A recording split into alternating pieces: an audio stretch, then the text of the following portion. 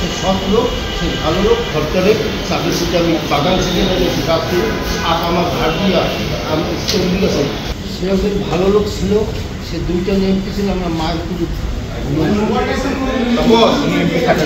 MP থাকাকালীন আমরা মায়ের পুজো ঘুমাইছি। সে একটা ভালো লোক, সেই জন্য আমার তার উপর মায়া। আমার ঘরে দাঁড়িয়ে চিন্তা, তারে আমার ওই ভাঙ্গা পোল পাড়া করিয়ে আমার চিন্তা রেখেছে। তার উদ্দেশ্যে আমার ঘাড়ের পোল বা রাস্তার সে রেখেছে। সে বলছে এমপি হতে পারিও না পারে, আমি রাস্তার পোল আমি করে দিই। সেই জন্য তার উপর মায়া থাকে। সে সৎ লোক, সে ভালো লোক।